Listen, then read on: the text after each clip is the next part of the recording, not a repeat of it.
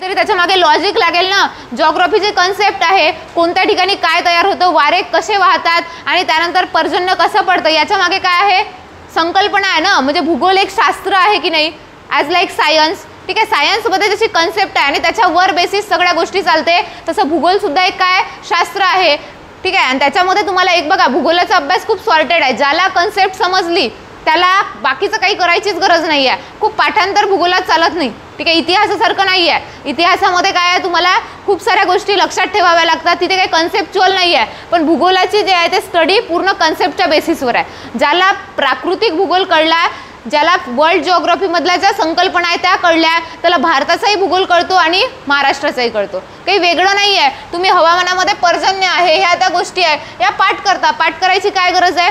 ठीक आहे, त्याच्यामध्ये त्रिवार्थाचे हवामान विभाग आहे, त्याच्यामध्ये पाठ करायची गरजच नाही. त्रिवार्थाच्या याच्यामध्ये काय आहे, या ठिकाणी काय येणार आहे, त्याच्या बाजूला आता इथे जे आहे ते पूर्ण काय आहे, इथपर्यंत पश्चिम घाट आहे, कोकण आणि पश्चिम घाट. त्याच्या बाजूला कसा विभाग राहणार आहे, पर्जन्य छायेचा प्रदेश. आणि पर्जन्य छायेचा प्रदेश आहे जिथे कमी पर्जन्य पडलं अशा ठिकाणी काय राहणार आहे, मृदा कशी असेल, निमवाळवंटी प्रदेश असेल ना, म्हणजे कोरड्या हवामानाचा स्टेपी प्रदेश आहे. आणि त्याच्या समोर जाताना पर्जन्य वाढत जातं, म्हणून इथे कोणता विभाग येणार आहे.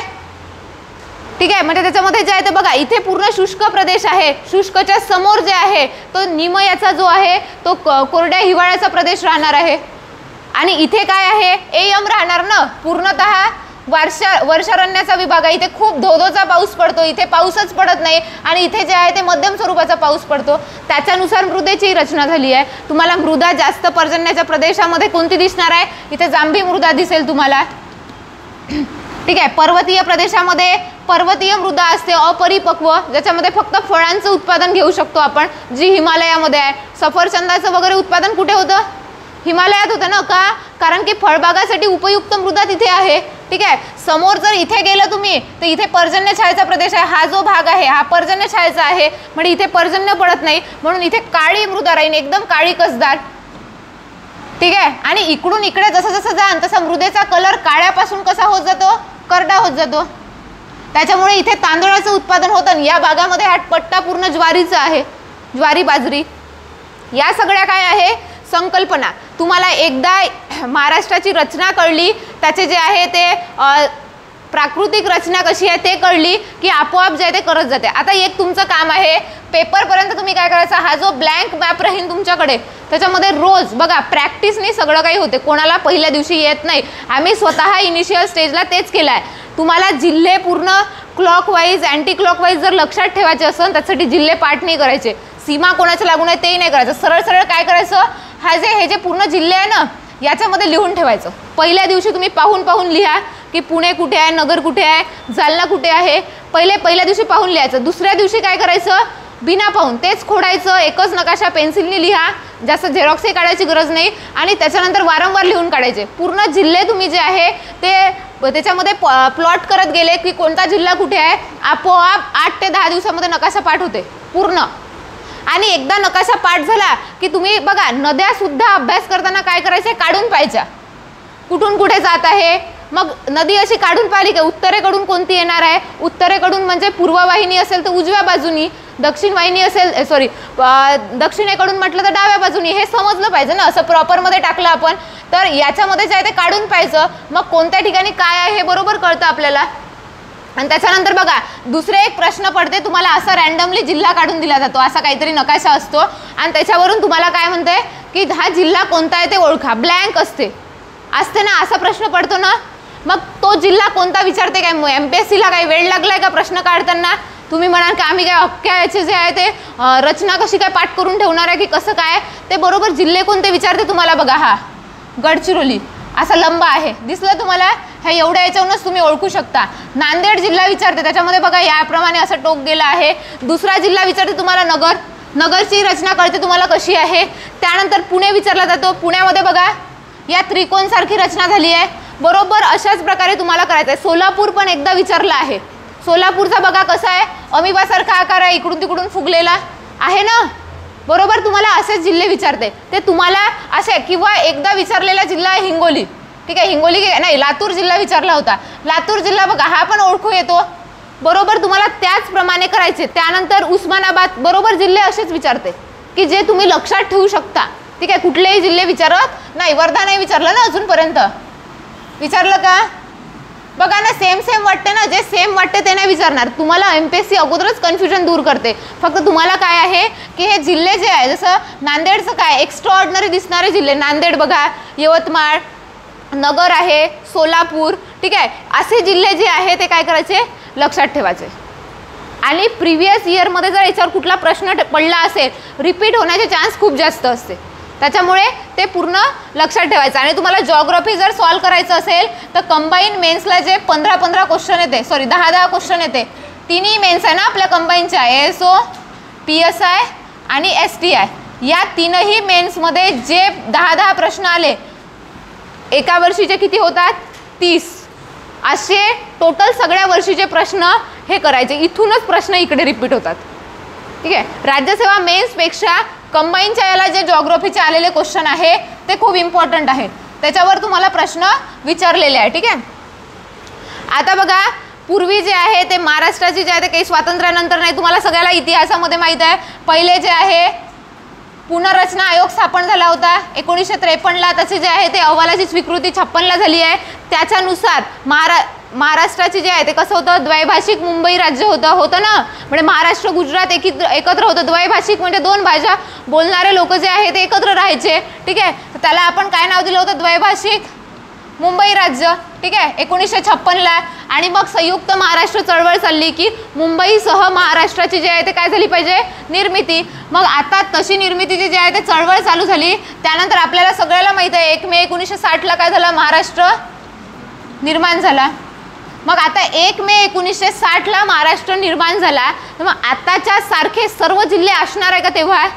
नकाशा असाच असेल का नकाशा डेव्हलपमेंट होत गेला? इथून 10 वर्षांनी नकाशा बदलणार आहे. बदलणार म्हणजे बघा, सीमा नाही बदलणार. काय बदलन, अंदरचं स्ट्रक्चर बदलणार नाही ना. ठीक आहे, ते तसंच राहणार आहे का? जसं भारताच्या याच्यामध्ये कितीतरी नवीन राज्याचा उदय झालेला आहे, आपल्याला माहिती आहे, कलम 3 नुसार अंतर्गत पुनर्रचना करता येते. त्याप्रमाणे राज्यसुद्धा प्रशासकीय सोयीसाठी आपल्या याच्यामध्ये जिल्ह्यांची निर्मिती करू शकते ना. ठीक आहे, तर त्याच्यामुळे 1 मे 1960ला ज्यावेळेस महाराष्ट्राची निर्मिती झाली त्यावेळेस महाराष्ट्रामध्ये काय होतं, एक तर प्रशासकीय सोयीसाठी विभाग किती होते, 4. आता किती आहेत, 6 डिव्हिजन आहे. ठीक आहे, काही पुरं पेपरच्या वेळेस प्रेशर इतकं असतं की विभाग किती आहे प्रशासकीय हेही चुकून येतो. चुकते हे प्रश्न काय, म्हणजे याचा अर्थ असा आहे की त्या व्यक्तीला येत नाही बा वेळेवर, असं ते प्रेशर असते. कन्फ्युजनमध्ये इकडचा गोल तिकडे होऊन जाते. ठीक आहे, तसे मार्क्स बिलकुल गेले नाही पाहिजे की प्रश्नाचं उत्तर बरोबर येत होतं आणि गोल करण्यामध्ये चुकलं. गोल करण्यामध्ये चुकत असाल म्हणजे तुमची प्रॅक्टिस कमी आहे.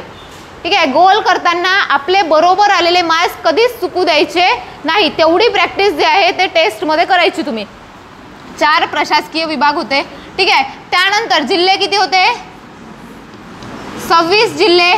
ठीक आहे, हा प्रश्न मागच्या 2022ला जी राज्यसेवा प्रिलिम झाली, ठीक आहे, कधी झाली, 2022ची ऑगस्ट महिन्यामध्ये झाली ना, त्याच वेळेस प्रश्न विचारले. आणि तालुके 235च होते ना.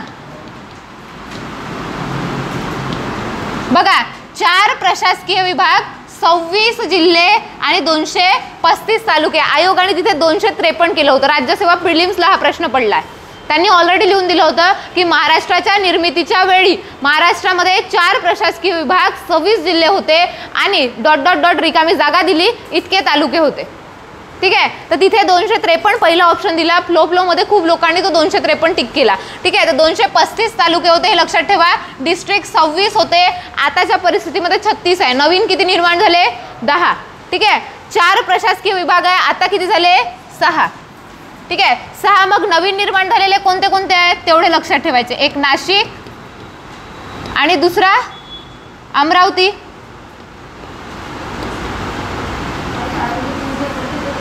काय 229 आहे का, 235 आहे ना, हो सॉरी 1 मिनिट.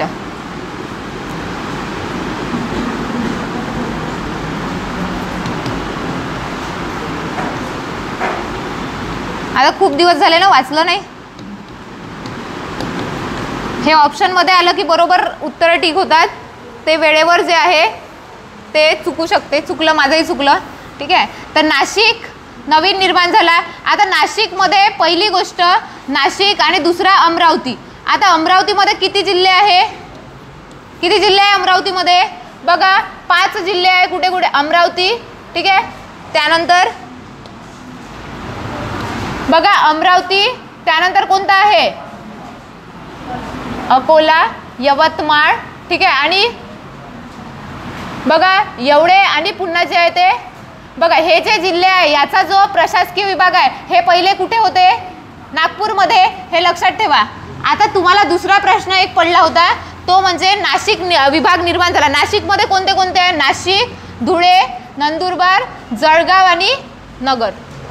याच्या पहिले ज्यावेळेस विभाग जे आहे ते निर्माण व्हायचा होता त्यावेळेस बघा नंदुरबार जिल्हा होताच नाही. 1960ला होता का तो जिल्हा? नाही. मग धुळे होता, ठीक आहे. आणि त्यानंतर जे आहे ते जळगाव पण होता आणि नाशिक. तर हे जे 3 जिल्हे आहे हे कोणत्या विभागामध्ये होते? मुंबई विभागात, ठीक आहे. आणि नगर हा जिल्हा कोणाला लागून आहे? पुण्याला. त्याच्यामुळे तो कोणत्या विभागात होता?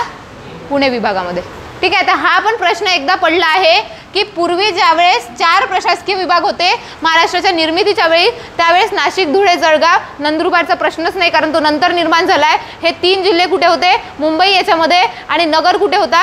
पुण्यामध्ये, ठीक आहे. लागून तिथेच आहे त्याच्यामुळे नगर पुण्यामध्ये होता.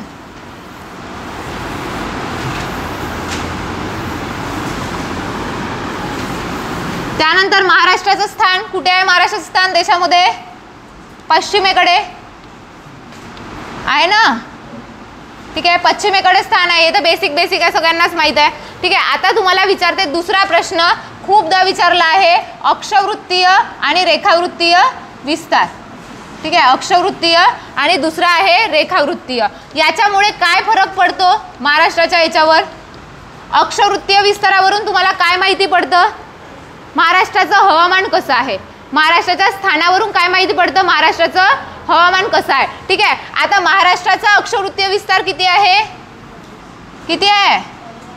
15°2, ठीक आहे. ते 22, ठीक आहे. हे काय आहे? नॉर्थ, ठीक आहे. और मध्ये आहे ते बरोबर आपण हे करतो ना. 15 ते 22. आणि तसाच जो आहे तो रेखावृत्तीय किती आहे? 72°2 80°54, ठीक आहे. आता हे काय आहे? ईस्ट आहे, ठीक आहे. आता लक्षात घ्या या दोघांचाही जर विचार केला यांच्यातला फरक जर बघितला तर जवळपास जो आहे तो 8चा आहे कारण इथे पॉईंटमध्ये आहे ना परत 48 वगैरे. त्याचा जर पूर्ण कॅल्क्युलेशन केलं तर जवळपास 8 म्हणलं. पूर्ण 8चा फरक नाही. बघा महाराष्ट्राचा अक्षवृत्तीय विस्तार आणि रेखावृत्तीय विस्तार हा कसा आहे? जवळपास याच्यातला फरक सारखाच आहे ना, आहे की नाही आहे? अक्षवृत्तीय विस्तारात कितीचा फरक आहे? जवळपास 8चा फरक आहे. आणि 72 आणि 8च किती होतात? 80. म्हणजे अक्षवृत्तीय विस्तार आणि रेखावृत्तीय विस्तार याच्यातला डिफरन्स किती आहे? कसा आहे? जवळपास सारखा आहे. पूर्ण सारखा म्हणता येणार नाही पण जवळपास सारखा आहे. तर हे पण लक्षात ठेवा. डिफरन्स कितीचा आहे? 8 अंशाचा आहे आणि जवळपास सारखा आहे, ठीक आहे. त्यानंतर 15° वाला जे तुमचं अक्षवृत्त आहे ते कोणत्या साईडनी राहणार आहे? खाली. कारण खाली काय आहे? विषुववृत्त आणि विषुववृत्तापासून इकडे जाणार आहे ना वाढत. त्याच्यामुळे 15° वालं अक्षवृत्त हे जे आहे ते महाराष्ट्राच्या जर विचार केला महाराष्ट्रापासून तर ते दक्षिणेकडे आहे, ठीक आहे ना. आणि त्यानंतर 22° वालं कसं कुठे आहे? महाराष्ट्राच्या उत्तरेकडे. म्हणजे तुम्हाला आता प्रश्न काय टाकेल ते की नंदुरबार मधून जाणारं अक्षवृत्त किती अंशाचं आहे असा प्रश्न टाकला जाईल. आणि याचाच अर्थ असाही होतो की 15° ते 22° दरम्यान जे आहे महाराष्ट्राची काय आहे? अक्षवृत्तीय विस्तार आहे. त्याच्याचमुळं महाराष्ट्र हा कोणत्या कटिबंधामध्ये येतो? महाराष्ट्राचं हवामान कसं आहे? उष्ण कटिबंधामध्ये. उष्ण कटिबंध कुठून कुठपर्यंत आहे? 0° ते 23°5 म्हणजे 5 मिनिट वालं हे 23.5°, ठीक आहे. 0 पासून 23.5 काय आहे? कर्कवृत्त म्हणतो आपण, ट्रॉपिक ऑफ कॅन्सर, ठीक आहे. आणि याच्या मधातलं जे आहे त्याला उष्ण कटिबंध म्हणतो. या ठिकाणी सूर्याची किरणे हे कसे पडतात? लंबरूप की तिरपे. ज्यावेळेस सूर्य हा कसा असतो? उत्तरायण मध्ये असतो त्यावेळेस सूर्यकिरणे तर जास्त मिळतं ना. आणि त्याच्याचमुळे आपला समावेश कशामध्ये होतो? उष्णकटिबंधामध्ये. ठीक आहे, आता उष्णकटिबंधामध्ये समावेश झाला तर तिथे येणाऱ्या हवामानावर त्याचा परिणाम होणार आहे. पर्जन्य, तिथली जी आहे ते मृदा, मृदेची निर्मिती, आणि त्याच्याच सोबत पुन्हा काय पडणार आहे तर तिथे असणारी जे वनसंपत्ती आहे त्याच्यावर पण परिणाम होईल. ठीक आहे, हे पुन्हा लक्षात ठेवा, उष्णकटिबंधात समावेश होतो.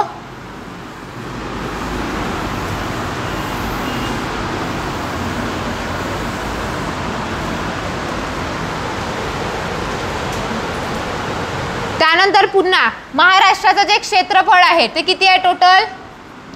307, 713. आता हे काय आहे? चौरस किलोमीटरमध्ये. ठीक आहे, आता तुम्हाला काय विचारते महाराष्ट्राचं क्षेत्रफळ विचारताना हेक्टरमध्ये विचारलं जाते. मग हेक्टरमध्ये काय राहील? 360 हेक्टर असं लक्षात ठेवायचं. ऑप्शनमध्ये दिलेलंच असते ते. ठीक आहे, तर हे पण लक्षात ठेवा. महाराष्ट्राचा क्षेत्रफळाच्या दृष्टीने कितवा क्रमांक आहे? 3रा. आणि हे जे क्षेत्रफळ आहे हे किती % आहे देशाच्या भूमीच्या? 9.36%. ठीक आहे, पहिल्या नंबरचं क्षेत्रफळ कोणाचं आहे? राजस्थान. किती आहे कोण सांगू शकते? किती आहे? 3,42,000 आहे ना समथिंग. आणि एमपीचं किती आहे दुसरा नंबर? 3,08,000 समथिंग आहे. ठीक आहे, एवढंही पूर्ण पाठ नाही केलं तरी ते आता समोर एवढं पॉईंटमध्ये चुकवणार नाही, फक्त एवढं लक्षात ठेवा. आणि त्याच्यानंतर 307, 713 हे महाराष्ट्राचा 3rd नंबर, ते किती आहे? 9.36. 2011च्या जनगणनेचा विचार केला. महाराष्ट्राची लोकसंख्या किती आहे? 11,23,72,972. ठीक आहे, फायनल डाटानुसार ही लोकसंख्या देशाच्या लोकसंख्येच्या किती पर्सेंटाईल आहे? 9.29%. आणि लोकसंख्येच्या दृष्टिकोनातून महाराष्ट्र कितव्या नंबरचं राज्य आहे? दुसरं. आणि 10% पेक्षा जास्त लोकसंख्या असणार एकच आहे यूपी. यूपीची लोकसंख्या ही देशाच्या लोकसंख्येपेक्षा 10% पेक्षा जास्त आहे, पण महाराष्ट्राची किती आहे? 9.29. ठीक आहे, हा आकडा लक्षात ठेवा. तुम्हाला 9.36 पाठ आहे, समोर 9.29 लक्षात ठेवा.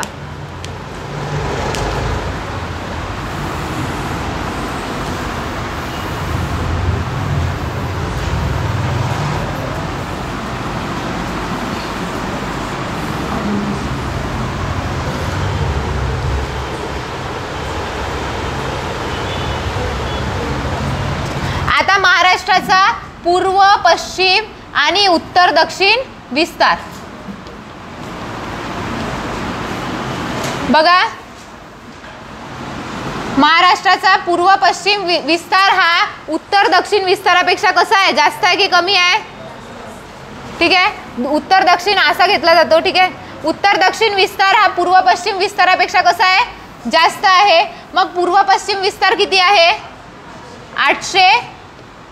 ठीक आहे, आणि त्यानंतर उत्तर दक्षिण कसं आहे?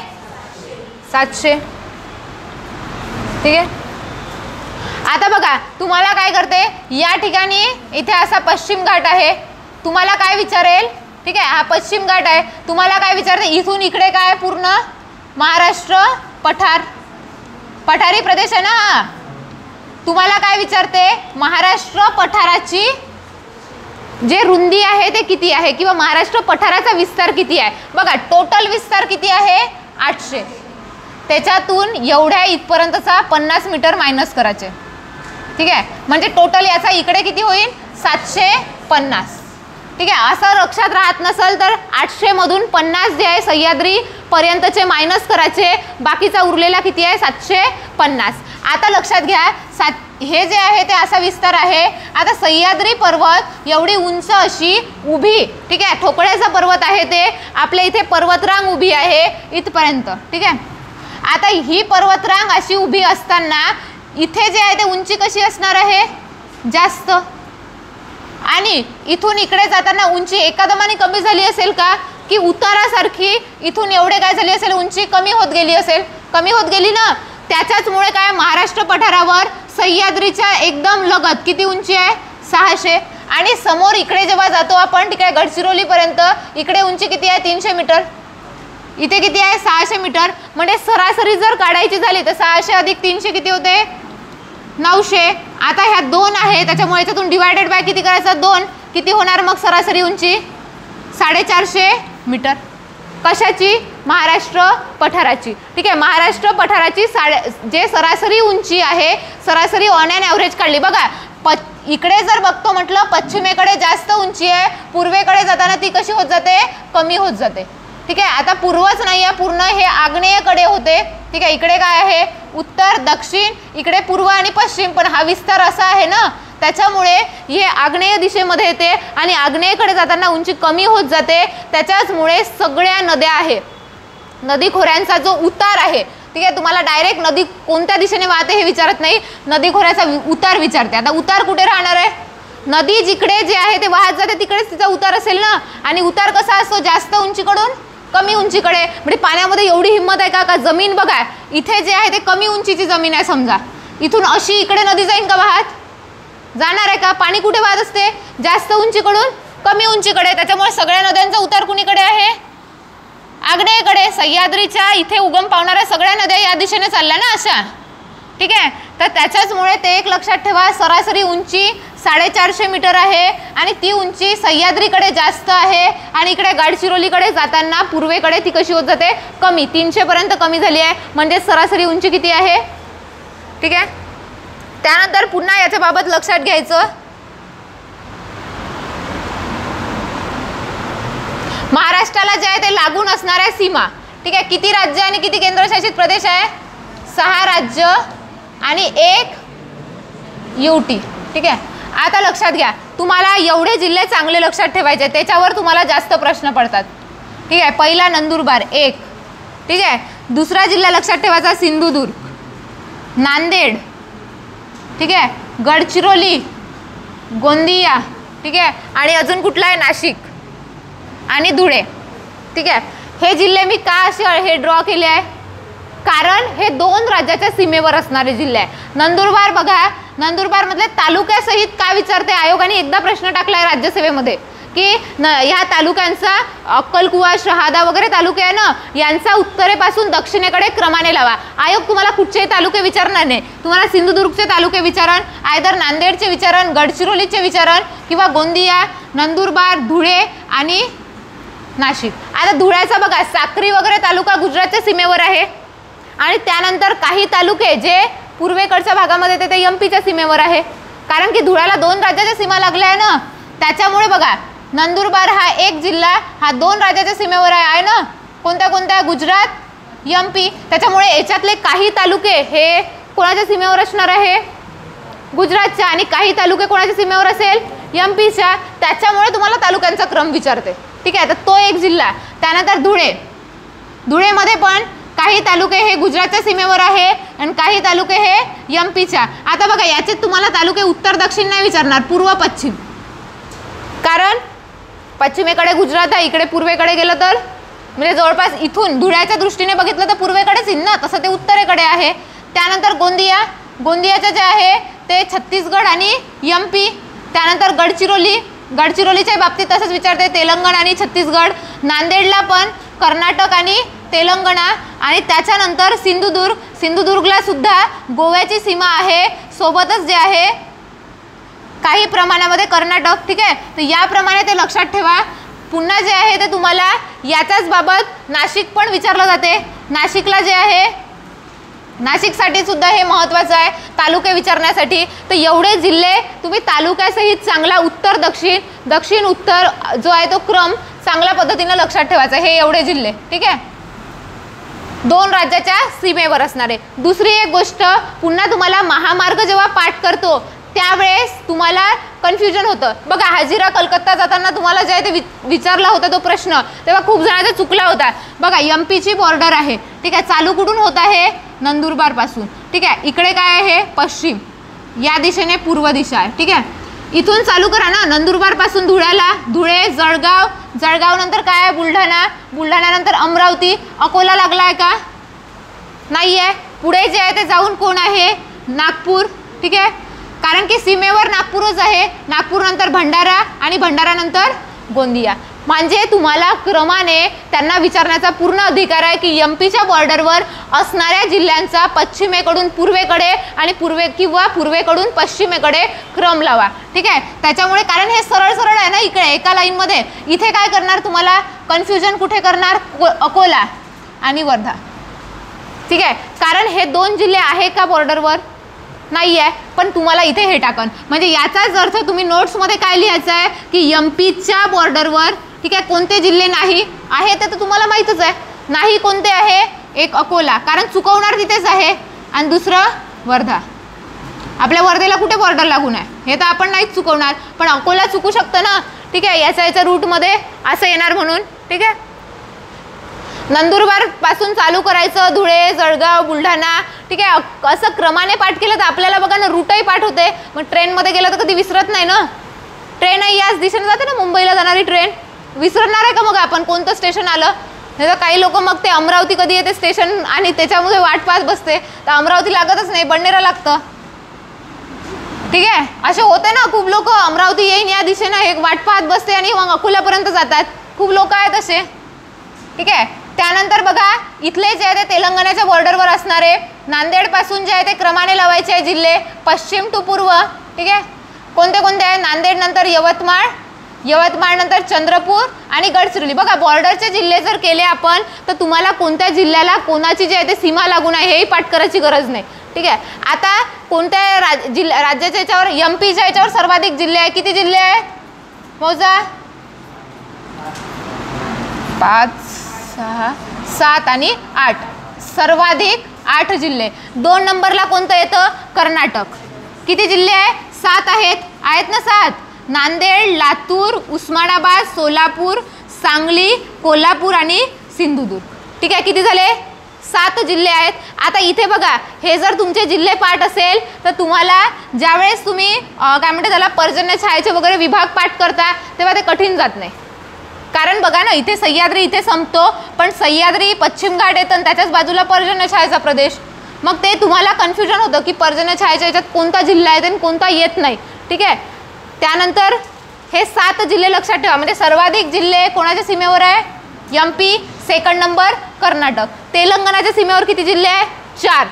तेवढेच 4 जिल्हे कोणाच्या सीमेवर आहे, गुजरातच्या. म्हणजे सेम जिल्हे कोणाच्या सीमेवर आहे, तेलंगणा आणि गुजरात. आता तुम्हाला असाही प्रश्न टाकन की समान जिल्हे या कोणत्या राज्याच्या सीमेवर समान जिल्हे आहेत संख्येनुसार. ठीक आहे, तर कोणते कोणते, तेलंगणा आणि गुजरात. त्यानंतर 2च जिल्हे कोणाच्या याच्यावर आहे, गडचिरोली, गोंदिया, छत्तीसगडच्या. ठीक आहे, सिंधुदुर्गच्या याच्यावर पण किती आहे, गोव्याच्या याच्यावर किती जिल्हा आहे, 1च आहेत ना, सिंधुदुर्ग. आणि दादरा नगर हवेलीच्या पालघर आणि, ठीक आहे, तर 6 राज्ये प्लस 1 केंद्रशासित प्रदेश, टोटल मध्ये विचारलं तर 7. ठीक आहे,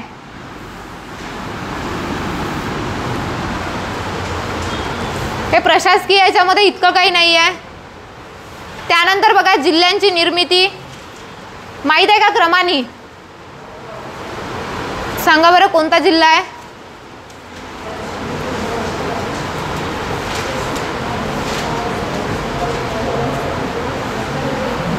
कोणता जिल्हा आहे, क्रम सांगा. सगळ्यात पहिले 2 जिल्हे निर्माण कोणते झाले,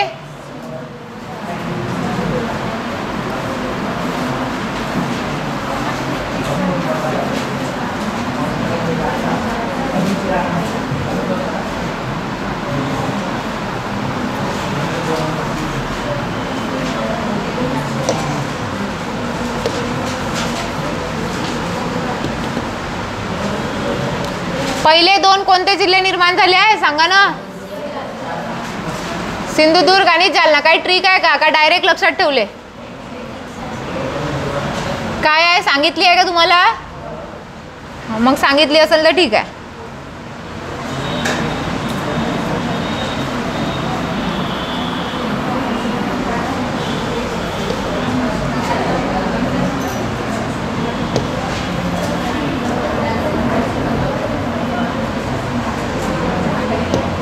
सांगा मग रिव्हिजन मध्ये बघा, सर्वात पहिले वर्ष सांगा, कोणत्या वर्षी झाले आहे, 81. नंतर 82, त्यानंतर 90, त्यानंतर 98 आणि 99. आता तारीख सांगा. इथे कोणता हे आहे? मे. नंतर ते नंतर बघू. इथे 82ला कोणता महिना होता? ऑगस्ट आहे. 15 आहे का की 16 आणि 26 आहे? 15 ऑगस्टच्या दिवशी काम करणार आहे का?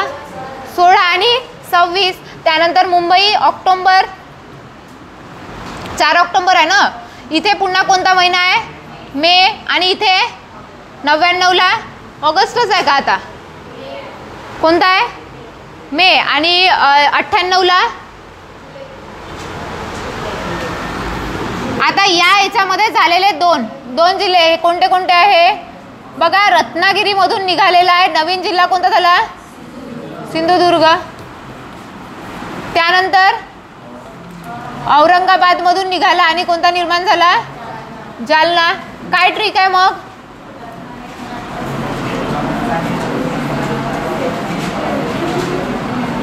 बघा मी या पद्धतीने ठेवला आहे. सगळ्यात निर्माण झालेले स, ज, ला, गड.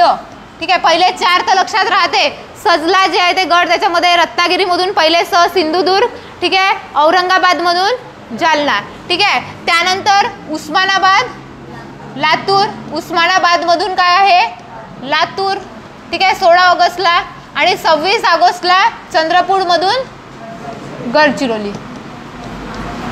त्यानंतर समोर काय आहे? समोर कोणते आहे? 90ला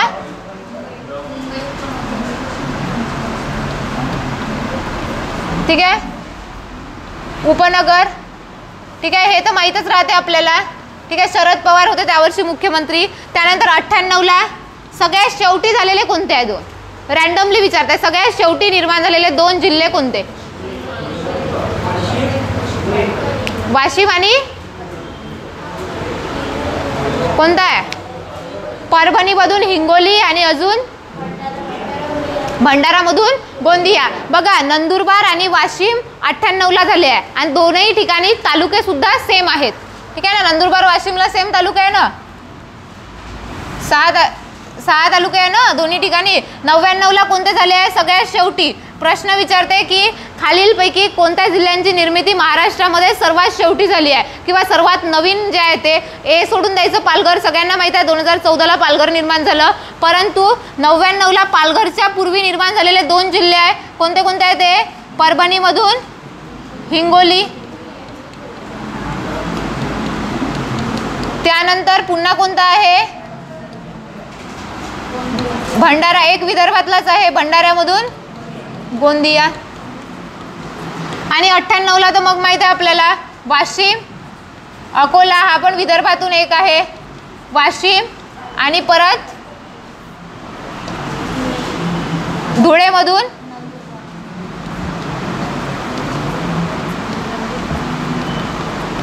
आणि 2014ला निर्माण झालं ठाण्यामधून पालघर. आणि निर्माण झालं त्याच्यामध्ये लक्षात ठेवा ठाण्यामध्ये जे आहे ते तालुके कमी आहे 7.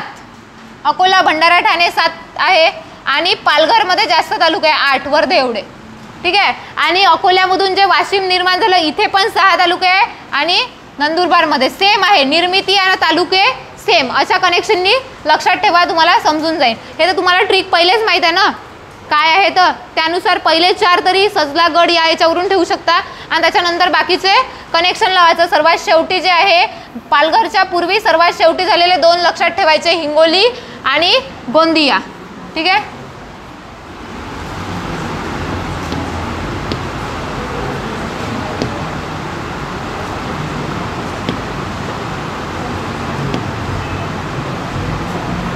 ठीक आहे. सगळ्यात महत्त्वाचं काय आहे? प्राकृतिक रचना. आणि सगळ्यात इम्पॉर्टंट बघा भूगोलामध्ये काही चॅप्टर अतिशय इम्पॉर्टंट आहे ज्याच्यावर खूप जास्त प्रश्न पडते. एक आहे प्राकृतिक रचना. त्याच्यामध्ये सगळं झालं. दुसरा टॉपिक आहे हवामान. जसं हवामान वाचलं लगेच मृदा वाचायचं. कनेक्शन आहे त्या दोघांमध्ये. तिसरं आहे भूगर्भ संरचना. प्लस याच्यासोबतच काय करायचं, खनिज संपत्ती. भूगर्भ संरचनेवरच खनिज डिपेंड करणार आहे ना. लोहा जिथे जे आहे ते आर्कियन श्रेणी आहे तिथेच बरोबर लोह खनिज सापडणार आहे. कनेक्शन आहे दोघांमध्ये. जिथे जे आहे ते गोंडवाना आहे तिथे दगडी कोळसा सापडणार आहे. ठीक आहे. त्यानंतर पुन्हा चौथा चॅप्टर महत्वाचा आहे तो म्हणजे नदी प्रणाली. सगळ्यात जास्त प्रश्न. आणि 5व्या नंबरला आहे लोकसंख्या. निदान एवढे टॉपिक तरी कन्फर्म असले पाहिजे. एवढेच टॉपिकची जास्तीत जास्त रिव्हिजन केली तर खूप सारे मार्क्स जे आहे ते इथे भेटून जाते. आता आपल्याला सगळे येते पण पेपरमध्ये सगळेच विसरतो. आणि भूगोलासारख्या याच्यामध्ये 15 पैकी 12 तर भेटायलाच पाहिजे. ज्याला 15 पैकी 12 10 प्लस मार्क्स असायलाच पाहिजे जिओग्राफीमध्ये. त्याच्याशिवाय आणि जवळपास तुमचे 10 प्रश्न हे कशावर असते, महाराष्ट्राच्या भूगोलावर. आणि 10 तर मिळायलाच पाहिजे. 10 जर मिळाले तर तुमचा रिझल्ट काहीच होत नाही, रिझल्ट जातच नाही. आता महाराष्ट्राची प्राकृतिक रचना बघितली तर प्राकृतिक रचनेवर इम्पॅक्ट पाडणारे घटक कोणते आहे. एक पहिली गोष्ट अरबी समुद्र. ठीक आहे. दुसरा इम्पॅक्ट पाडणारा काय, पश्चिम घाट म्हणजे सह्याद्री म्हणतो त्याला महाराष्ट्रामध्ये. ठीक आहे. तिसरी गोष्ट काय आहे तर महाराष्ट्राच्या इकडे असणारं जे आहे ते पठारी प्रदेश. या सगळ्याचा इम्पॅक्ट काय आहे महाराष्ट्राच्या याच्यावर पडला आहे. तर पहिली गोष्ट जे आहे ते आपल्याला 3 प्रमुख विभाग पाडता येते महाराष्ट्राचे आहे ना. एक काय आहे कोकण. ठीक आहे, समुद्र किनाऱ्याला लागून असलेला. दुसरा सह्याद्री म्हणजेच पश्चिम घाट. आणि तिसरा पठारी प्रदेश. ठीक आहे. एकाचा विचार केला. तुम्हाला रिव्हिजन, मला माहिती आहे तुमचा महाराष्ट्राचा भूगोल चांगला झाला असेल, शिकवला जरी नसेल तरी तुम्ही सेल्फ केलाच असेल ना. केला ना. तर 30 एप्रिलला पेपर द्यायचा आहे. इथे काय होईल, बराबर उत्तरं सांगा, रिकॉल होऊन जाईल तुम्हाला. तेवढीच कमी रिव्हिजन करावं लागेल. ठीक आहे. आता कोकणचा जर विचार करतो म्हटलं तर महाराष्ट्राचं जे आहे ते पश्चिम साईडला अरबी समुद्र आहे. आणि अरबी समुद्रामुळे आणि त्याच्या बाजूला काय आहे पश्चिम घाट. त्याच्यामुळे इथे चिंचोळा प्रदेश निर्माण झाला. चिंचोळा निमुळता आहे. याची जर उत्तर दक्षिण सीमा बघतो तर उत्तरेला काय आहे, कोणती खाडी आहे, दमणगंगा नदी. आणि दक्षिण सीमा कशाने निर्माण केली आहे, तेरेखोल.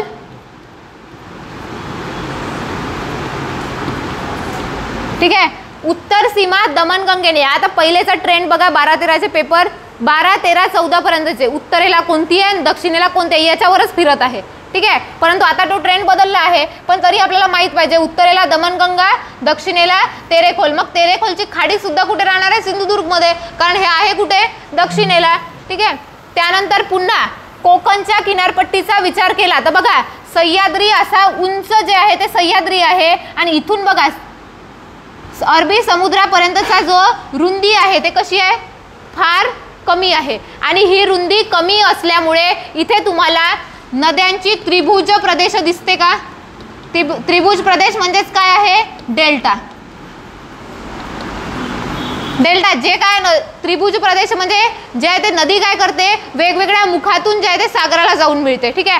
असं इथे होऊन राहिलं का, नाही. तुम्ही जे आहे ते पश्चिम घाटाचा आणि पूर्व घाटाचा भारताच्या बाबतीतही अभ्यास कराल तर पश्चिम घाटाचा विस्तार कमी आहे, पूर्व घाटाचा विस्तार जास्ती आहे. आणि पश्चिम घाटामध्ये छोट्या जे आहे ते डोंगरदऱ्या आहे. पूर्व घाटामध्ये काय आहे, पूर्ण सपाट प्रदेश आहे, नद्यांची मैदाने आहे. त्याच्यामुळे इकडे त्रिभुज प्रदेश निर्माण झाला. गंगेचा त्रिभुज प्रदेश, सुंदरबन सारखा प्रदेश. ठीक आहे. त्यानंतर गोदावरी महानदीचे त्रिभुज प्रदेश आहे. त्याच्यामुळे तुम्हाला प्रश्न टाकताना काय टाकेल, महाराष्ट्राच्या जे आहे ते पश्चिम किनारपट्टीवर म्हणजे कोकणावर तुम्हाला त्रिभुज प्रदेश कधीच दिसणार नाही. इकडे काय दिसणार आहे, खाड्या.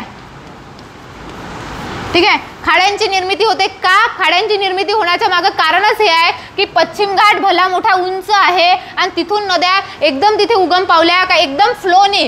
बघा आता इथून जे आहे ते रुंदीच कमी असल्यामुळे जास्ती फ्लोने जास्त उंचीकडच्या भागाकडून कमी उंचीच्या भागाकडे जाते. आणि इथे जाताना जे आहे एकदम नदीला जाऊन मिळते, सागराला जाऊन मिळते. त्याच्यामुळे इथे खाड्या निर्माण झाल्या, त्रिभुज प्रदेश निर्माण झालेले नाहीत. आणि दुसरी महत्त्वाची गोष्ट की कोकण जे किनारपट्टी आहे तिची रचना कशी आहे, खलाटी आणि वलाटी. स्थानिक भाषेत त्याला खलाटी वलाटी म्हणतात. ठीक आहे.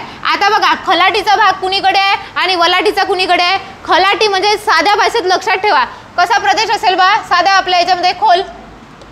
आणि वलाटी म्हणजे कसा आहे, त्याच्या विरुद्ध उंच. असंच असेल ना. खलाटी म्हणजे जे आहे ते खोल. लक्षात ठेवा ना, आपल्याला लक्षात ठेवायचं आहे. आणि वलाटी त्याच्या विरुद्ध काय असेल? उंच. आता लक्षात घ्या याची रचना कशी आहे? सपाट मैदानी प्रदेशासारखी आहे का? नाही, उंच खोलगट अशी जागा आहे. त्याच्यामुळे उंचीचा प्रदेश कुठे राहील? अरबी समुद्राकडे राहील की सह्याद्रीकडे? सह्याद्रीकडे राहील. म्हणजे सह्याद्रीकडचा जो प्रदेश आहे, म्हणजे कोकणाच्या याने विचार करतो म्हटलं, हा जर असा कोकण आहे याचा जर विचार करतो म्हटलं या प्रदेशाचा, इकडला प्रदेश कोणता होईल? सह्याद्री म्हणजे पूर्वेकडे आणि अरबी समुद्र म्हणजे पश्चिमेकडे. ठीक आहे, म्हणजे याचाच अर्थ कोकणाच्या पश्चिमेकडची जो प्रदेश आहे तिथे रचना कशी असेल?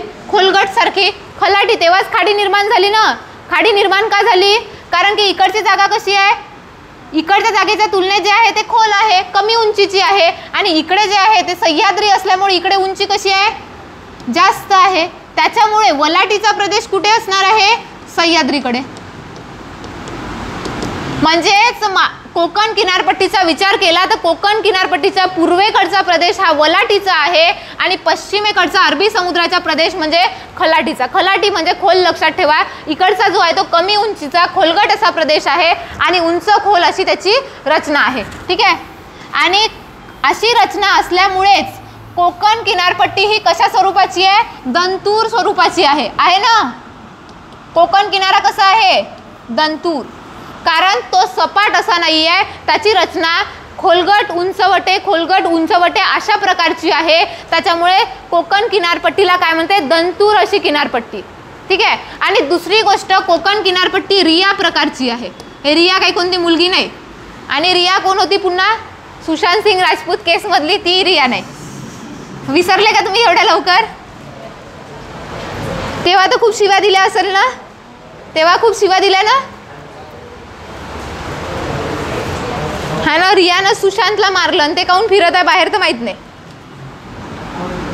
किती लोक तिच्या मागे लागले होते, काय लोकांनी तिला विच हंटिंग करून टाकलं एकदम. आहे ना?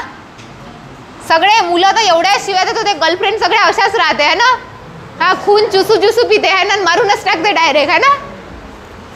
तर ती बघा रिया स्वरूपाची काय आहे? कोकण किनारपट्टी आहे. रिया म्हणजे काय? बघा, या ठिकाणी ज्या पश्चिमेकडच्या नद्या आहे, ठीक आहे, पश्चिमेकडे काय आहे? सगळ्या कोकणातल्या नद्या आहे. या नद्यांनी काय केला? इथला प्रदेश याची रचना जी आहे ते पूर्ण पिंजून टाकली आहे. म्हणजे काय केली आहे? इथे जे आहे ते त्याचं नदीचं क्षरण कार्य चाललं आहे, झीज केली आहे. आणि त्याच्याचमुळे कोकण किनारपट्टीला काय म्हणते? रिया स्वरूपाची आहे. ठीक आहे, कारण कोकणातल्या नद्यांनी हा जो प्रदेश आहे या पूर्ण प्रदेशामध्ये त्या नद्या ज्या आहेत ते पूर्वेकडून पश्चिमेकडे वाहत आहे.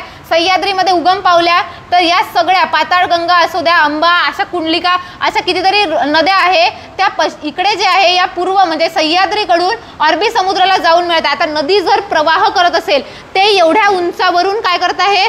आणि ओबडधोबड जमीन आहे तिथली, सपाट आहे का? नाही. आणि जेवढी ओबडधोबड जमीन आहे तेवढ्या फास्टमध्ये पाणी वाहत जाते. आणि पाणी जे आहे ते वाहत जाते तर पाणी काय करते? कंटिन्यू एका जे आहे ते दगडावरून किंवा खडकावरून पाणी वाहत असेल तर त्या खडकांची काय होत जाते? झीज. नदी आपल्या प्रवाहामध्ये सपाटीकरण करत नेते. आणि अशाचमुळे कोकण किनारपट्टी ही कशा स्वरूपाची आहे? रिया. कारण याच्यातली जमिनीचं जे आहे ते त्यांना पूर्ण पिंजून टाकला आहे तो प्रदेश आणि त्याच्यामुळे इथला रिया स्वरूपाची कोकण किनारपट्टी. दोन्ही गोष्टी लक्षात ठेवा. दंतूर निमुळती अशी किनारपट्टी आहे आणि दुसरीच गोष्ट कोकण किनारपट्टी कशी आहे? रिया स्वरूपाची आहे. ठीक आहे, आता पुन्हा दुसरी गोष्ट आहे, अरबी समुद्र लागून असल्यामुळे या कोकणामध्ये बघा आता इथे पूर्ण पाण्याचा प्रदेश आहे. आता या पाण्याचं काय होत असेल? बाष्पीभवन होतं ना पाण्याचं, म्हणजे वाफ निर्माण होते. त्याच्याचमुळे हवामानाचा जर विचार करतो म्हटलं तर कोकणाचं हवामान कसं आहे? दमट आणि पुन्हा काय? उष्ण सम दमट. आता उष्ण का आहे? कारण आपण उष्णकटिबंधामध्ये येतो. ठीक आहे, सम कसं? आता बघा कोकणामध्ये उन्हाळ्याचं जर तापमान बघतो म्हटलं, उन्हाळ्यामध्ये जे आहे ते जवळपास 30 इतकं तापमान असते आणि हिवाळ्यातही फार कमी होत नाही. म्हणजे उन्हाळ्यातलं तापमान आणि हिवाळ्यातल्या तापमानामधला फरक जो आहे तो फार कमी असतो.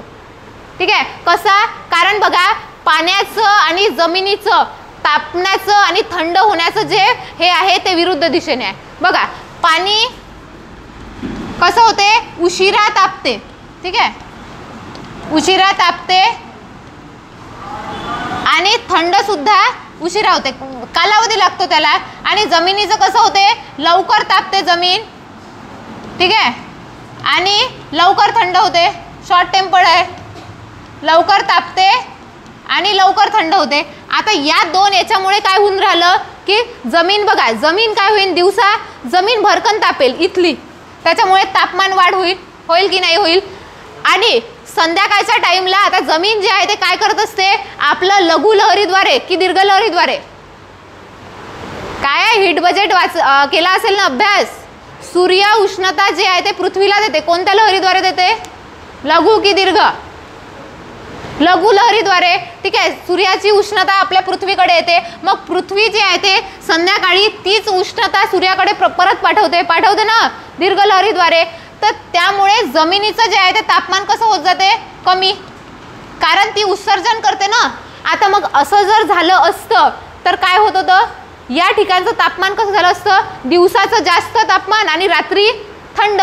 आपल्या इकडे तसंच असते ना, दिवसा किती ऊन असते, गरम वाटतं, आणि रात्री थंड वाटते. का बरं, कारण रात्री जमीन काय करते, उत्सर्जन करते, ती जे आहे उष्णता ती वापस पाठवते.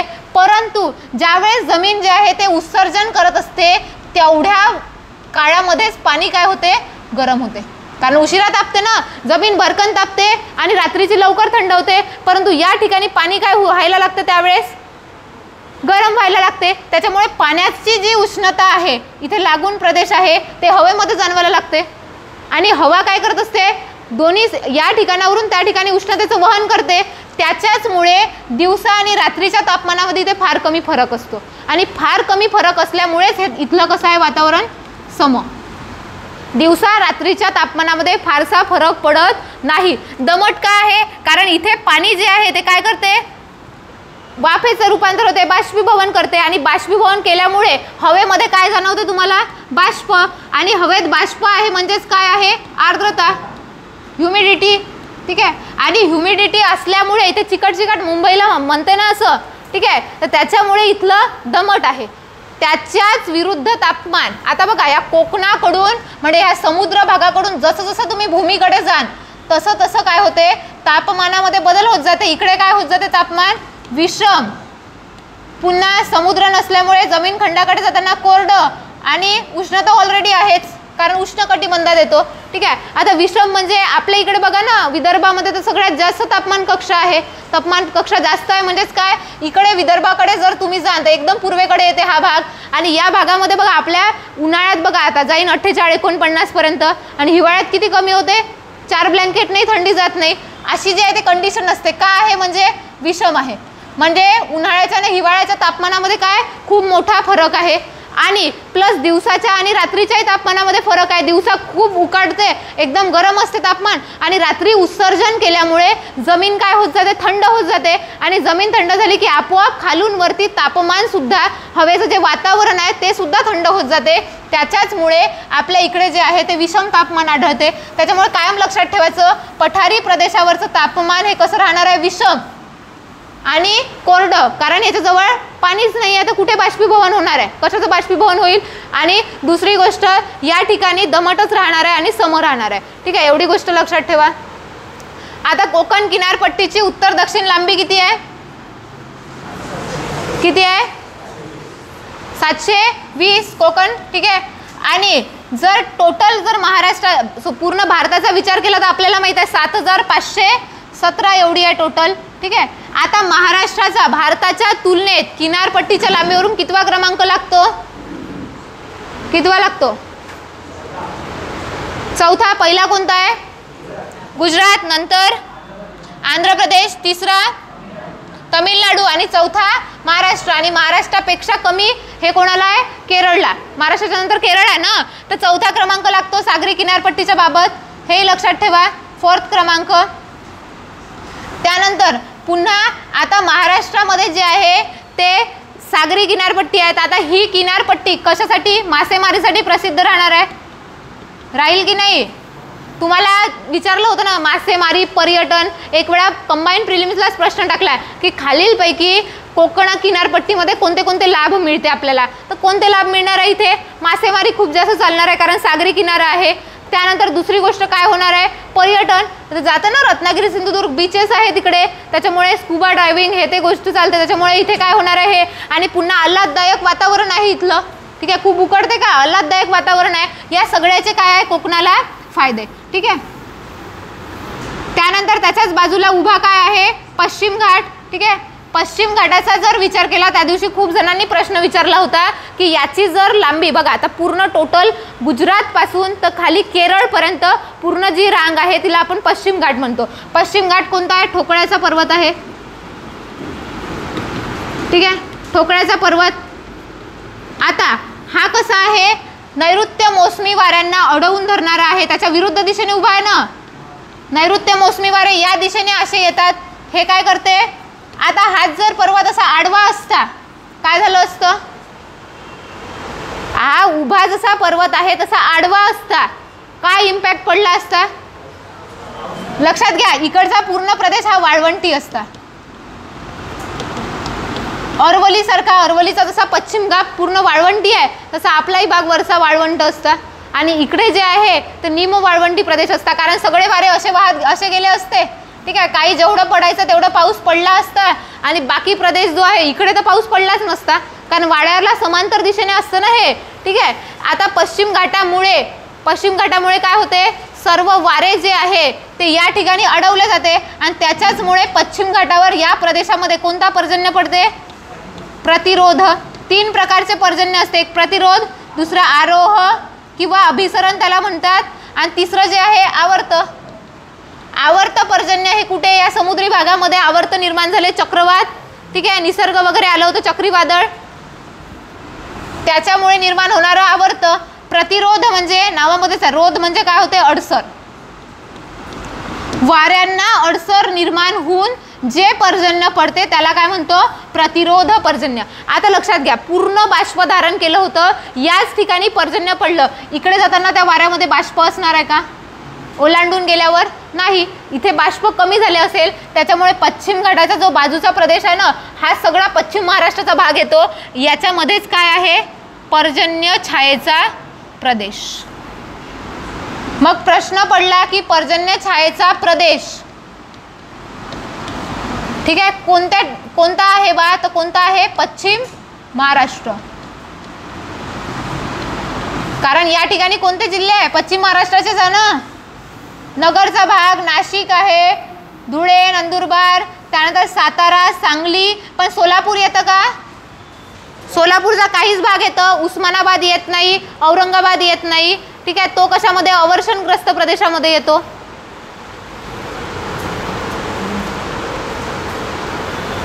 ठीक आहे. आता पश्चिम घाटाच्या बाबतीमध्ये पूर्ण भारताचा विचार केला तर गुजरात पासून तर केरळ पर्यंत पूर्ण एक रांग आहे, तिला आपण पश्चिम घाट म्हणतो. त्या पश्चिम घाटात महाराष्ट्रात काय म्हणतो आपण तिला, सह्याद्री. आता सह्याद्रीची हे सुरुवात कुठून आहे, नंदुरबार पासून तर दक्षिणेस काय, कोल्हापूर पर्यंत, ठीक आहे. कोल्हापूरला दक्षिणेला कोणत्या रांगा आहे, चिकोडी रांगा, कोल्हापूर. आणि चिरोली म्हटलं तर कुठे आहे, गडचिरोली, ठीक आहे. हे लक्षात ठेवा, चिरोली रांगा गडचिरोलीमध्ये आहे, चिकोडी म्हटलं तर ते इथे आहे. उत्तरेस नवापूर नंदुरबार पासून तर दक्षिणेस कुठे आहे, चिकोडी कोल्हापूर पर्यंत ही जी आहे ते एक रांग आहे, तिला आपण म्हणतो सह्याद्री. परंतु महाराष्ट्रातल्या सह्याद्रीचा जर विचार केला तर उत्तरेला उंची जास्त आहे आणि उत्तरेकडून दक्षिणेकडे जाताना उंची कशी होत जातो, कमी होत जाते. आणि मी तुम्हाला प्रश्न टाकला होता की दक्षिणेकडून उत्तरेकडे जाताना उंची काय होत जाते, तर कमी पासून काय होणार आहे, वरती जास्त. म्हणजे बघा उंचीचा हे कसं आहे, यापासून अशी होत जाते, इकडे जास्त आहे, इकडे कमी होत जाते, त्याच्यामुळे अशी डायग्राम बनेल. वरती उत्तरेकडे उंची जास्त आहे, दक्षिणेकडे होताना ती कमी होत जाते. परंतु टोटल भारताचा जर विचार केला तर भारतामध्ये काय आहे, उत्तरेकडे कमी आहे, दक्षिणेकडे जास्त होत जाते. कारण केरळमध्ये कोणती हे आहे, सगळ्यात अन्नामलाई डोंगर हे कुठे आहे, केरळमध्ये, आणि सर्वोच्च शिखर तिथे आहे. आता महाराष्ट्रात लक्षात घ्यायचं झाल्यास कळसुबाई कुठे आहे, उत्तरेकडे आहे की दक्षिणेकडे, उत्तरेकडे आहे. याचाच अर्थ महाराष्ट्राच्या दिशेने लक्षात ठेवा ना तुम्ही, उत्तरेकडे काय जास्त आहे, दक्षिणेकडे होताना कमी होत जाते. तुम्हाला घाटांची जरी उंची विचारली, बघा तुम्हाला कधी कधी घाटांचा सुद्धा उंचीनुसार क्रम लावा. थळघाट किती उंचीचा आहे, त्यानंतर माळशेज घाट, असे सगळे घाट जरी विचारले तरी हेच कन्सेप्ट लक्षात ठेवायची. उत्तरेकडे काय आहे जास्त आणि उत्तरेकडून दक्षिणेकडे जाताना उंची काय होत जाते, कमी होत जाते. ठीक आहे, उंची काय होते, कमी. ठीक आहे. आता सह्याद्री पश्चिम घाट, पश्चिम घाटातील महाराष्ट्रातली लांबी किती आहे, टोटल सह्याद्रीचे टोटल पश्चिम घाटाची लांबी किती आहे भारतामध्ये 1600. त्यापैकी महाराष्ट्रातली किती आहे, किती आहे, किती आहे 500, 560, 45, 550 की किती. पश्चिम घाटाची महाराष्ट्रातील लांबी किती, किती आहे 525, 550, 700 किती आहे मुलीं, किती आहे 550 आहे, 560 आहे, 650 आहे, 600 आहे, किती आहे. भूगोल वाचला आहे ना, किती आहे मग. त्यानंतर सरासरी उंची किती आहे, सरासरी उंची किती आहे, सह्याद्रीची सरासरी उंची किती आहे 400 ते 500, एवढी कमी आहे का. सरासरी उंची सांगत आहे की लांबी सांगत आहे, सरासरी उंची 900 ते 1200 आहे. ठीक आहे, सरासरी उंची याची सह्याद्रीची जेवढी आहे तेवढी सातपुड्याची पण आहे. ठीक आहे, 915 ते 1220 आहे तिकडे. तर सह्याद्रीची उंची लक्षात ठेवा, सरासरी काय येते. त्यानंतर सह्याद्रीची महाराष्ट्रातील लांबी सांगा तुम्ही. त्यानंतर बघा सह्याद्रीमध्ये जे आहे बघा, पठारी प्रदेशाकडून आपल्याला कोकणाकडे जायचं असेल तर या सह्याद्रीची जिथे जिथे उंची कमी झाली तिथून आपण काय केलेलं आहे, घाटमार्ग तयार केले आणि ते घाट आपल्याला क्रमाने उत्तरेकडून दक्षिणेकडे विचारले जाते. तर सांगा सगळ्यात उत्तरेपासून दक्षिणेकडे कोणाकोणाला घाट पाठ आहे, उत्तर दक्षिण क्रम. थळघाट, मग थळघाट कसारा घाट एकच आहे ना. त्यानंतर माळशेज घाट नाही आहेत का मधात, माळशेज कुठे आहे, बोरघाटाच्या खाली कुठे आहे. आता माळशेज घाट कुठे आहे, नाशिक दरम्यान आहे ना. ठीक आहे, आणि त्याचा खाली कोणता आहे, बोरघाट, मुंबई पुणे. मग पुण्याचा घाट खाली येईन की वरती येणार आहे, खाली येईल. मग थळघाटानंतर कोणता येते, माळशेज. त्यानंतर महत्वाचे माहित पाहिजे, पुन्हा खाली आंबा एकादमानी आला का. बघा लक्षात ठेवा, उत्तरेपासून दक्षिणेकडे घाट कसे लक्षात ठेवायचे. थळ माळावर बोर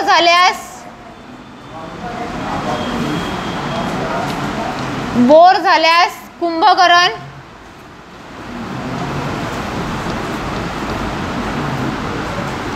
आंबा फोडतो आंबोलीत. ठीक आहे, याच्यामध्ये एक कुठे येते, हनुमंते घाट येतो. ठीक आहे, तेवढं लक्षात ठेवा. थळघाट आहे, नंतर माळावर म्हणजे माळशेज घाट, त्यानंतर बोर घाट. ठीक आहे, त्यानंतर कुंभकर्ण म्हणजे कुंभारली घाट. ठीक आहे, आंबा. ठीक आहे, आंबा घाट कुठे कुठे आहे, अंबादेवीला जायचं आहे, कुठून, कोल्हापूरला जायचं आहे, रत्नागिरीवरून कोल्हापूर अंबादेवीच्या दर्शनाला. आंबा घाट फोडतो म्हणजे फोंडा घाट. कोणता आहे, बेळगाव पणजी आहे का सावंतवाडी आहे. बेळगावला कोणता घाट जातो, आंबोली आहे ना. फोंडा घाट कुठे आहे, फोंडा घाट कुठे आहे, आणि आंबोली घाट, आंबोली कुठे आहे, डायरेक्ट सिंधुदुर्ग कुठे जात आहे तो, कर्नाटकामध्ये जात आहे ना, बेळगाव मध्ये. जात आहे की नाही आहे? आंबोली सर्वात दक्षिणेकडे आहे, फोंडा घाट त्याच्या वरती आहे आणि आंबा घाट कोल्हापूर रत्नागिरी. ठीक आहे.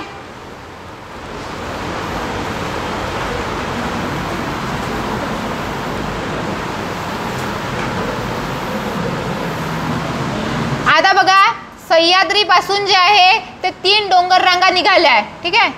त्या आता याच्यातले शिखर वगैरे तुम्हाला माहितच असेल ना, शिखरांचा क्रम माहितीच आहे ना, कसा मी हसतो सगळ्या गावाला माहिती आहे. आता आहेच ना माहीत.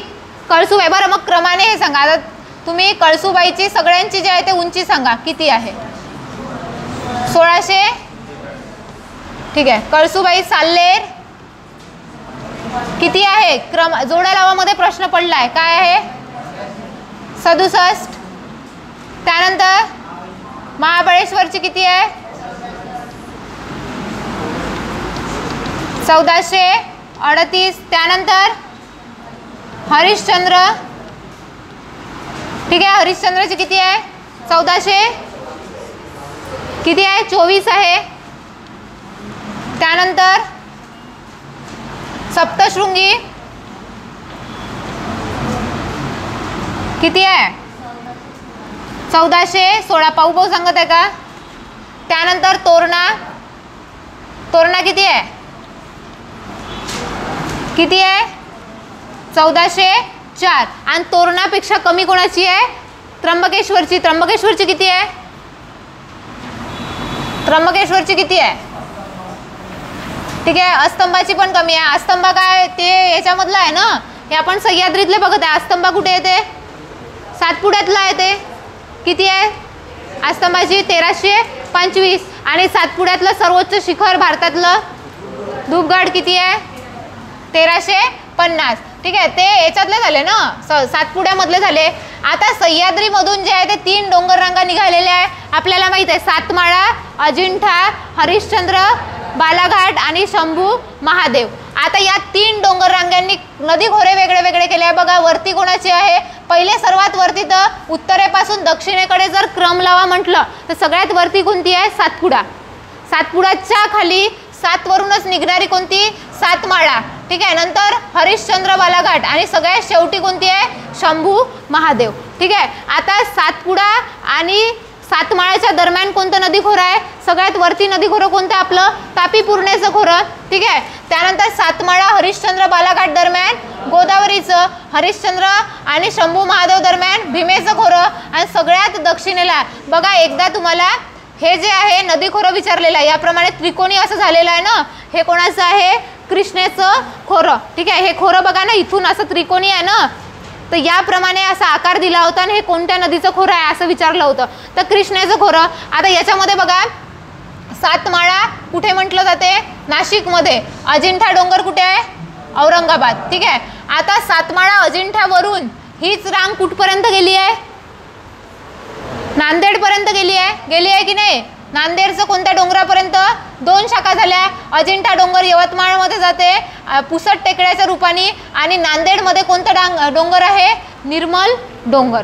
इथपर्यंत ही डोंगर रांग गेली आहे. तुम्हाला जे आहे ते समोर जाऊन प्रश्न पडला आहे की अजिंठा सातमाळा अजिंठा रांगेचे 2 विस्तार जे आहे ते कुठपर्यंत जाते? एक जे आहे ते इकडे यवतमाळकडे जाणारं जे आहे अजिंठा डोंगर जे पुसट टेकड्याच्या नावाने ओळखते इथे, आणि दुसरं जे आहे ते त्याची शाखा कोणती आहे? निर्मल डोंगर. कुठे आहे ते? नांदेडमध्ये. ठीक आहे. हे दोन्ही लक्षात ठेवा. आता सातमाळा अजिंठाच्या उत्तरेकडे असणारा डोंगर कोणता आहे? गाळणा. धुळ्यामध्ये आहे ना. ठीक आहे. याचा तुम्हाला विचारू शकते उत्तरेकडे कोणता आहे? तर धुळ्यामधलं गाळणा. आता गाळणा डोंगर धुळ्यामध्ये आहे, हे ज्याला पाठ आहे त्याला सगळ्याला माहिती आहे ना, नाशिकच्या वरती धुळे आहे, तर उत्तरेकडे कोणतं राहणार आहे? गाळणा, धुळे. ठीक आहे. त्यानंतर पठाराची. आता बघा सातमाळा अजिंठा, अजिंठा कुठून जात आहे? औरंगाबाद आणि खालून जे आहे ते बुलढाण्याच्या खालून जात आहे, आणि त्याच्या वरती कोणतं पठार आहे? बुलढाणा पठार. बुलढाणा पठार बुलढाण्यातच राहील ना, की अकोल्यात जाणार आहे? बुलढाण्यातच राहील ना. म्हणजे याचाच अर्थ बुलढाण्याचं बघा उत्तरेकडे हे एकदम पठार आहे, लक्षात असंच ठेवायचं आहे. त्याच्यामुळे अजिंठ्याच्या उत्तरेकडे कोणतं पठार आहे? बुलढाणा पठार. ठीक आहे. तेवढं एक लक्षात ठेवा. आणि बघा अजिंठा डोंगर रांगाच्या दक्षिणेकडे असणारी जी आहे ते कोणतं हे आहे?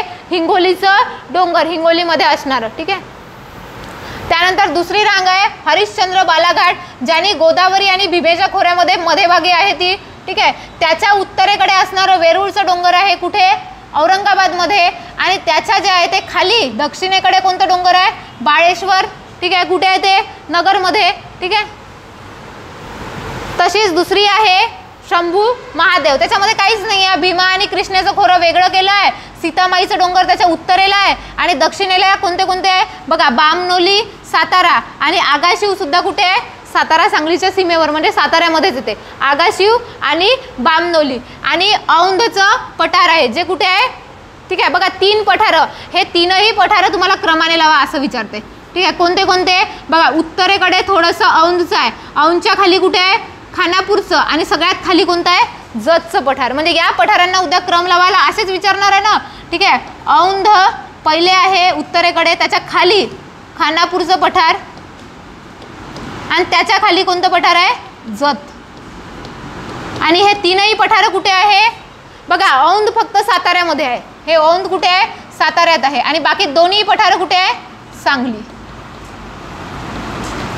ठीक आहे. पठार हे जवळजवळचे असेच विचारते तुम्हाला की क्रमाने लावा उत्तर दक्षिण. जसं पुन्हा तुम्हाला इथे विचारण सुरजागड, भामरागड आणि चांदूरगड गडचिरोली मधले.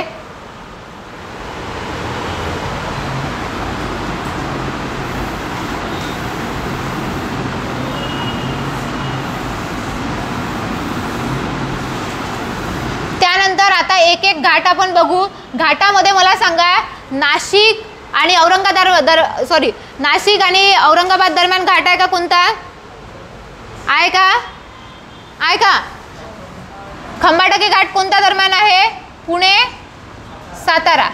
कोणता घाट आहे? खंबाटकी. त्यानंतर नाशिक जळगाव कोणता घाट आहे? दोघांमध्ये कोणता आहे? नाशिक जळगावच्या दरम्यान नाशिक औरंगाबाद औटरम घाट. ठीक आहे. त्यानंतर खंबाटकी घाट पण लक्षात ठेवा. हे जे घाट आहे NH4. NH4 कुठून कुठे जातो? कुठे जातो? मुंबई टू चेन्नई. चेन्नई आहे का NH4? कुठे जातो? NH4. NH4 वर येणारे घाट कोणते कोणते? त्याच दिवशी प्रश्न टाकला NH4 वर. नॅशनल हायवे 4 वर येणारे घाट.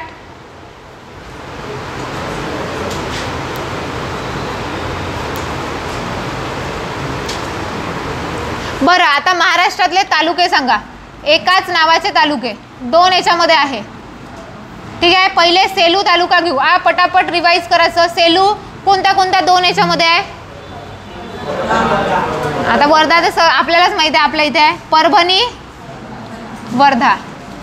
त्यानंतर पुन्हा तालुका घेऊ आपण. कळंब. आर्वी तालुका कुठे कुठे आहे सांगा बरं? आर्वी कोणी म्हटलं? आर्वी कुठे कुठे आहे? वर्धा आणि कुठे आहे अजून? आर्वी तालुका आहे का आष्टी आहे? मग काहीच कुठे काही गाऊन लावता. उद्या तुम्ही म्हणा हिंगणघाट आहे या 2 ठिकाणी. हिंगणघाट आहे तेवढं तर समजतेच ना. कळंब कुठे कुठे आहे? यवतमाळ आणि उस्मानाबाद. ठीक आहे. त्यानंतर पुन्हा कोणता सेम आहे बघा? कर्जत पण आहे. कर्जत, खेड. कर्जत कुठे कुठे आहे? रायगड आणि अहमदनगर. ठीक आहे.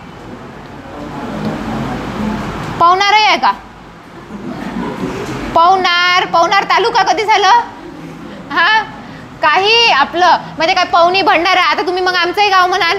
वर्धेतलं पवनी आणि भंडाऱ्यातलं पवनी सेमच आहे. तसं कसं होईल? ठीक आहे. खेड कुठे कुठे आहे? पुणे. ठीक आहे. रत्नागिरी. बरं, हे 2 तालुके कुठे आहे? मोखाडा आणि मोताडा. हे 2 तालुके कुठे आहे? पालघर आणि नांदेड. ठीक आहे. पुन्हा कोणते तालुके आहे सेम वाले? सेम जिल्ह्यामध्ये असणारे 4च आहे का हे? शिरूर,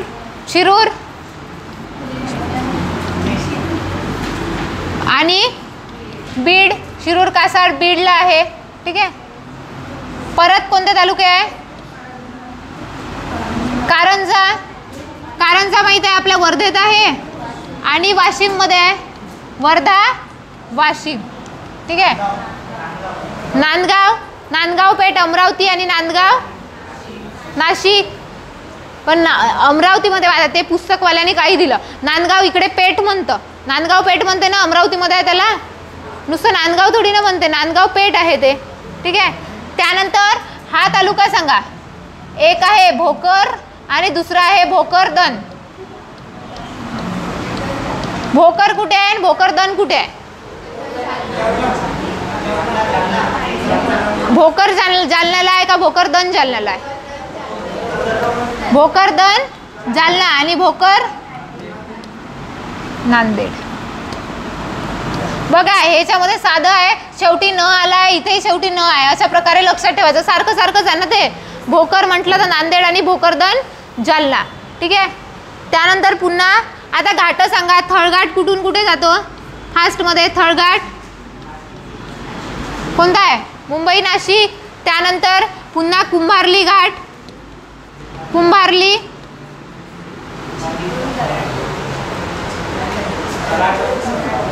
कोणता आहे? पुणे महाड कोणता घाट जातो? पुणे महाड.